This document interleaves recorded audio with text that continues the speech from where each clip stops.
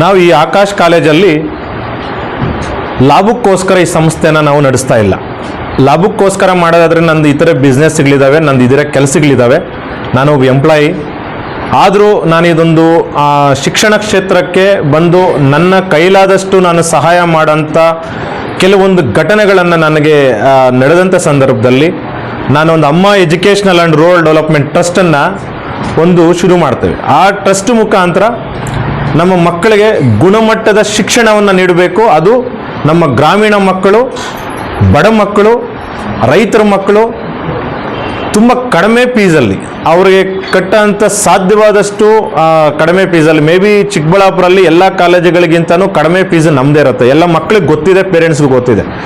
ಯಾಕಂದ್ರೆ ಆಗಲೇ ನಮ್ಮ ಪ್ರಿನ್ಸಿಪಲ್ ಸರ್ ಹೇಳ್ತಿದ್ರು, ನಮಗೆ ಈ ಬಿಲ್ಡಿಂಗ್ ರೆಂಟು ನಮ್ಮ ಲೆಕ್ಚರರ್ಸ್ಗೆ ಸಂಬಳ ಬಂದರೆ ಸಾಕು, ನನಗೆ ಲಾಭದಾಯಕ ಹುದ್ದೆ ಮಾಡೋಂಥದ್ದಕ್ಕೆ ಅವಕಾಶಗಳಿದ್ದಾವೆ. ಬಟ್ ಈ ಸಂಸ್ಥೆಯಿಂದ ನನಗೆ ಲಾಭದಿಂದ ನಿರೀಕ್ಷೆ ಮಾಡಿ ನನ್ನ ಸಂಸ್ಥೆನ ನಡೆಸ್ತಿಲ್ಲ. ಮತ್ತು ನಮ್ಮ ಮಕ್ಕಳು ಏನಿದ್ದಾರೆ, ಈ ಮಕ್ಕಳು ಎಲ್ಲರೂ ನನ್ನ ಕುಟುಂಬದ ಥರನೇ.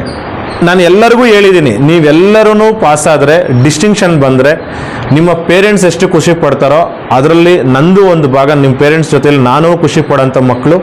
ನೀವೆಲ್ಲ ಚೆನ್ನಾಗಿ ಓದಬೇಕು ಅಂತೇಳಿ ಪ್ರತಿ ದಿವಸ ನಾನು ಕಾಲೇಜಿಗೆ ಬರೋದು ವೀಕ್ಲಿ 1-2 ಟೈಮ್ಸ್ ಬರ್ತೀನಿ. ಎಲ್ಲ ಮಕ್ಕಳಲ್ಲಿ ಮಾತಾಡಿ ಅವ್ರ ಹತ್ರ ರಿಕ್ವೆಸ್ಟ್ ಮಾಡ್ತಾ ಇದ್ದೆ, ಉರ್ದುಂಬಿಸ್ತಾ ಇದ್ದೆ, ನೀವು ಚೆನ್ನಾಗಿ ಓದಬೇಕು ಅಂತ. ಹಾಗಾಗಿ ಎಲ್ಲ ಮಕ್ಕಳು ಏನು, ಈಗ ನಾವು 20 ಜನ ಮಾತ್ರ ಸೆಲೆಕ್ಟ್ ಮಾಡಿದ್ವಿ, ಬಟ್ ಆದರೆ ಕಾಲೇಜಲ್ಲಿ ಎಲ್ಲ ಪ್ರತಿಯೊಬ್ಬ ಸ್ಟೂಡೆಂಟೂ ನಮ್ಮ ಮಕ್ಕಳಿದ್ದಂಗೆ ಎಲ್ಲರೂ ಚೆನ್ನಾಗಿ ಓದಿದ್ದಾರೆ, ಒಳ್ಳೆ ರಿಸಲ್ಟನ್ನು ಕೊಟ್ಟಿದ್ದಾರೆ.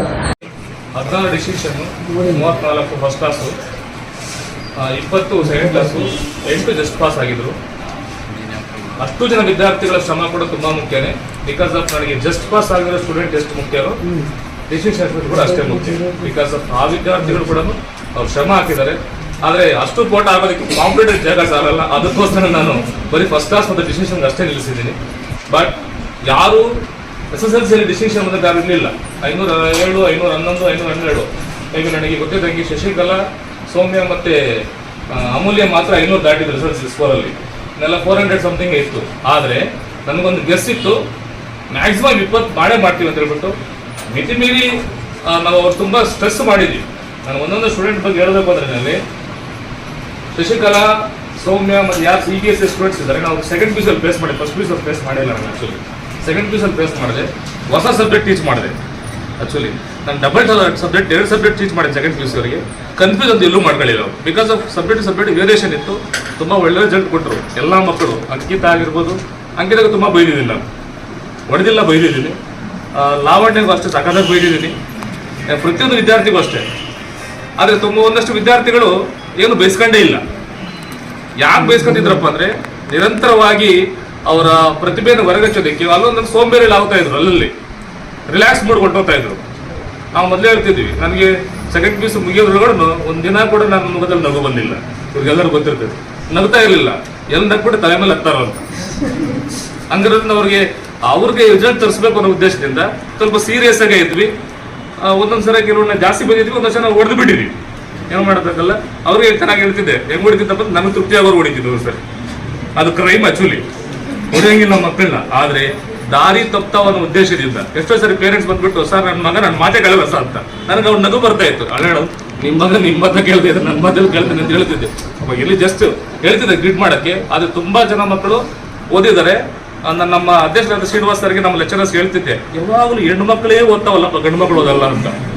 ಅದು ದೊಡ್ಡ ಸಮಸ್ಯೆ ಆಗೋಗಿತ್ತು ನನಗೆ.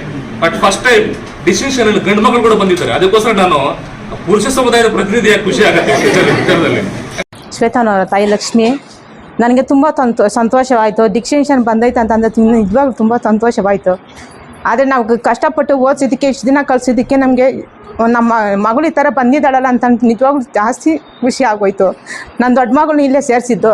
ಆ ಹುಡುಗಿನ ತುಂಬ ಚೆನ್ನಾಗಿ ಓದಿದ್ದಾಳೆ. ಪ್ರಿನ್ಸಿಪಾಲ್ ಹೇಳ್ತಾ ಇದ್ದಾರೆ, ಚೇತನ್ ಸರ್ ಹೇಳ್ತಾ ಇದ್ದಾರೆ, ಪುಷ್ಪ ಆದಂಗೆ ಚೇತನೂ ಆಗಬೇಕು, ಈ ಥರ ಓದಬೇಕು ಅಂತ ಹೇಳ್ತಾ, ಯಾವಾಗ ಬಂದ್ರೂ ಈ ಥರ ಓದಿಸ್ಬೇಕು ಅಂಥೇಳಿ ತುಂಬ ಚೆನ್ನಾಗಿ ಹೇಳ್ತಾಯಿದ್ರು. ಆದರೆ ನಮಗೆ ತುಂಬ ಖುಷಿ ಆಗ್ತೈತೆ.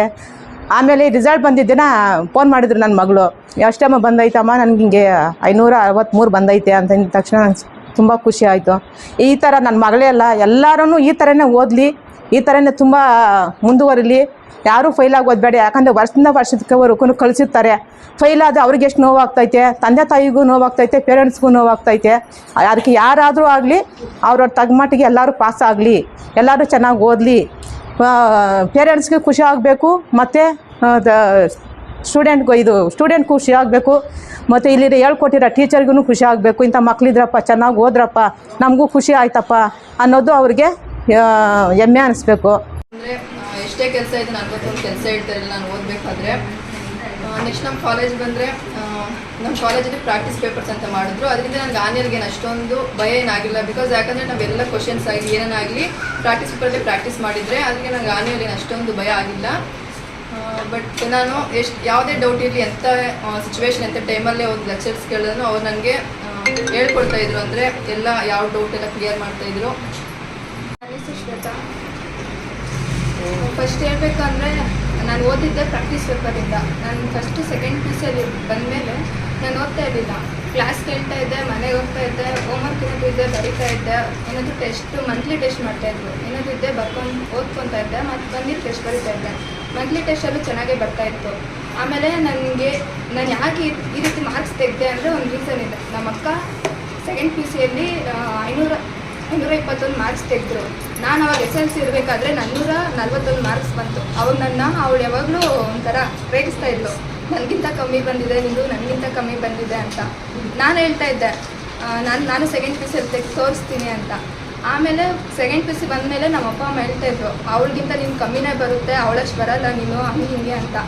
ಆಮೇಲೆ ಬೆಳಿಗ್ಗೆ ಎದ್ದು ಎಲ್ಲ ಕೆಲಸ ಮಾಡಿ ಹಾಲೆಲ್ಲ ಕರೆದು, ಅಪ್ಪ ಹಾಲು ಕರೆಯಲ್ಲ, ಅವ್ರಿಗೆ ಕಾಲು ಸ್ವಲ್ಪ ನೋವಿದೆ, ಅದರಿಂದ ನಾನು ಅಮ್ಮ ಎಲ್ಲ ಕೆಲಸ ಮಾಡಿ ಕರೆಕ್ಟಾಗಿ 5 ಗಂಟೆಗೆ ಪ್ರಾಕ್ಟೀಸ್ ಪೇಪರ್ ಸ್ಟಾರ್ಟ್ ಆದಮೇಲೆ ಕರೆಕ್ಟಾಗಿ 5 ಗಂಟೆ ಕುತ್ಕೊತಾ ಇದ್ದೆ. 6:15 ಮುಗಿಸ್ತಾ ಇದ್ದೆ. ಬಂದು ಕಾಲೇಜಿಗೆ ಬರ್ತಾಯಿದ್ದೆ, ಟಿಫನ್ ಮಾಡಿ